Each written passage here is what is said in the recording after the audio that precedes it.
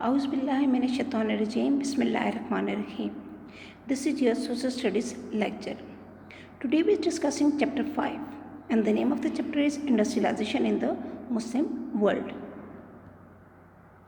So before starting the chapter, I would like to explain what is meant by industrialization. Industrialization is a process by which an economy is transformed from a primarily agricultural one to one based on the manufacturing goods. Means the country starting producing more industrial products.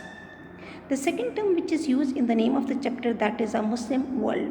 All those countries whose governments have declared that they are Islamic states or where the majority of the population is Muslim, these kind of countries are known as Muslim world. For example, Pakistan, Iran, Saudi Arabia. Now we're discussing some of the reasons behind the late industrialization, and these were of colonial powers. Colonial powers means Western countries, so they discouraged the industrialization in the Muslim world. The second important reason is cheap raw material. As you know that Asia was the source of cheap raw material, so that's why they did not want to establish industries here. The third option is iron ore. Iron ore, as you know that there was not enough iron ore, high grade iron ore, which is the base of the industrial development. So that's why there were late industrialization in the Muslim world. Energy resources and workforce, that is another reason, because energy resources means high grade coal, oil and gas that was not discovered at that time in the Muslim world, so that's why they were late industrialization. And on the other hand, our labor, our workforce, they were also not having a very good experience, and we can say technological, they are non-experienced, and also not having education, so that's why they were late industrialization in the Muslim world. And another important reason behind the late industrialization, that is a transport system. The transport system in the Muslim world, that was very poor, because as you know that the trains and automobiles, that all comes from the colonial power side, not from the Muslim country, so that's why these were all the reasons behind the late industrialization in the Muslim world. Now we're discussing the industries in the Muslim world. As you know that Saudi Arabia is the largest exporter and producer of oil, so that's why most of the industries in Saudi Arabia, these are of oil-based industries, like the things which we are getting from the oil, like here oil and LPG and bitumen, fertilizers. These kind of oil industries we found in the Saudi Arabia. Tourism industry in Saudi Arabia, and that is not the picnic spot, and as we all know that but not every, throughout the year people visiting Saudi Arabia only for a specific purpose, and that is of a religious purpose, which is Hajj and Umrah. And only because of these two things, Saudi Arabia government every year receive and earn a big amount of money. The next country which we are having in our book, that is Malaysia, which is also an island country, and that island country also rich in minerals and natural resources, and that is located in the Southeast Asia. The main industries in Malaysia are high-tech electronic equipments, appliances, food processing, chemicals, textile, beauty industry. Why we are having here the food processing? Because Indonesia and Malaysia both are the island countries, and here we have found the too many variety of agriculture products too. So that's why that are rich in the minerals and natural resources.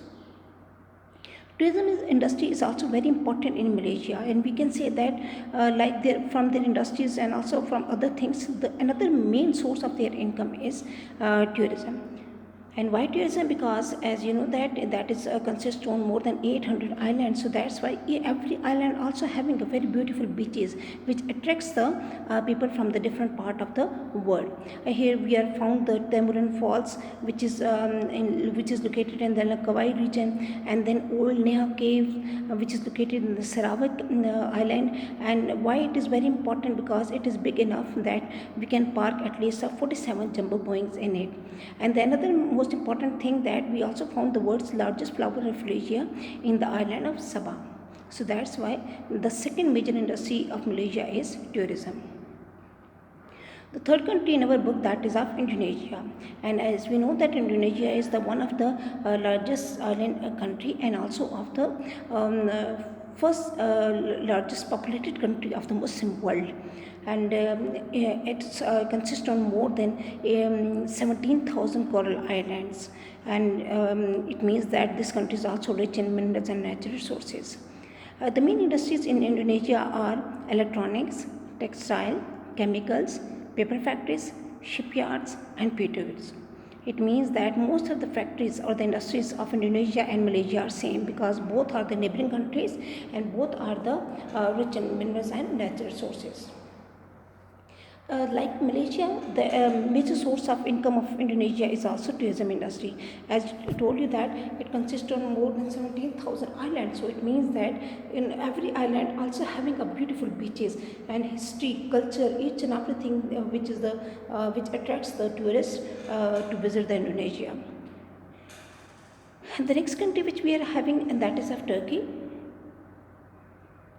The main Turkey, which is one of the developed and we can say that the very beautiful country of the Muslim world, and that is located near the Mediterranean Sea. And the main industries of Turkey are they are producing a large textile, garments, iron, steel, cement, oil refining, chemicals, food processing are important industries of Turkey. In Turkey, tourism industry is also very important, because the one and the most important thing, their climate. Their climate is the very classic, and that's why people want to visit. And another most important thing which attracts the people to visit Turkey, that is this country is located into two continents, and its history, mountains, beaches, and location of the beaches on the Black Sea and also Mediterranean Sea. These all things attracts the people to visit the Turkey. And the most important thing which is famous, as we also observe in the dramas, that Turkey also produces the Ottoman pattern carpets, and that is also the most important product of Turkey, which is also liked by the different parts of the world. So that's why Turkey also produces carpets. The next industry which we are having, that of Iranian industries. As you know that Iran is located in the southwest of Pakistan, and it is it's a temperate desert kind country, and this country is also a very important Muslim country, and also having a very good relation with Pakistan. That is the fifth largest producer of oil in the world, and second largest producer of oil in the Muslim world.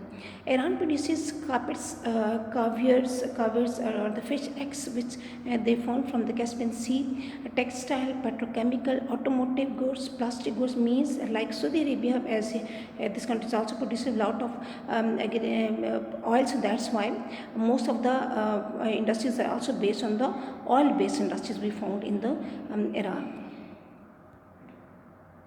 The next any important destination for tourists and also for the developed area of the Muslim world, that is of UAE. UAE means United Arab Emirates, means UAE is abbreviation of United Arab Emirates. That is a federation of 7 states: Abu Dhabi, Dubai, Sharjah, Ajman, Ras Al Khaimah, and Fujairah. These are all the states which were the part of the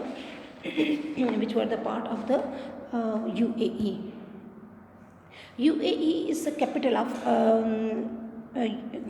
UAE is Abu Dhabi. Dubai and Abu Dhabi is highly developed and strong economy. Abu Dhabi is also the culture center of UAE. And UAE means all the states, they are also the part of the duty-free zone by its rulers.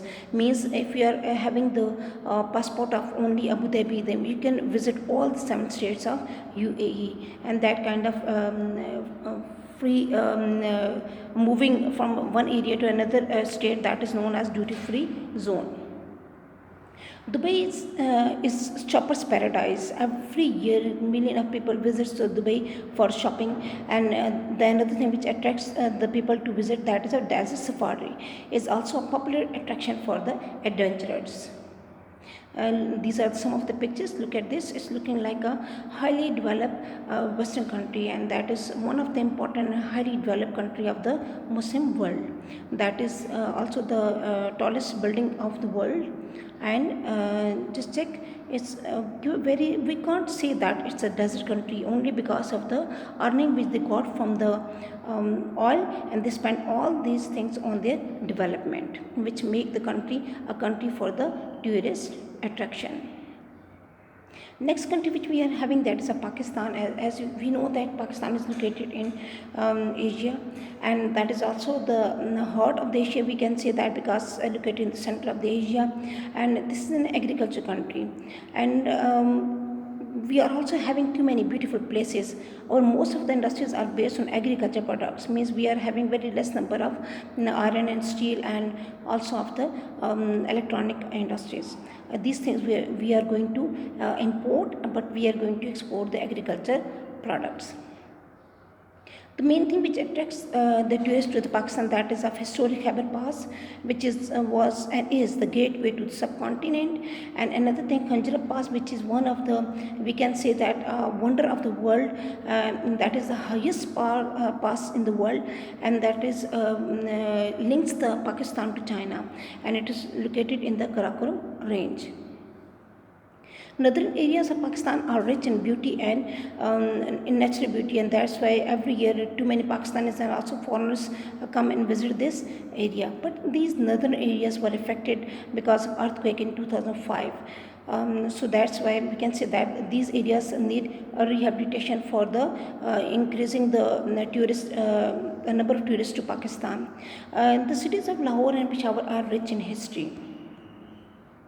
Pakistan is rich in history like Mohenjo-daro, Harappa, and sites of Indus Valley civilization and Texla, and also Makli graveyard. Means we are having too many historical sites.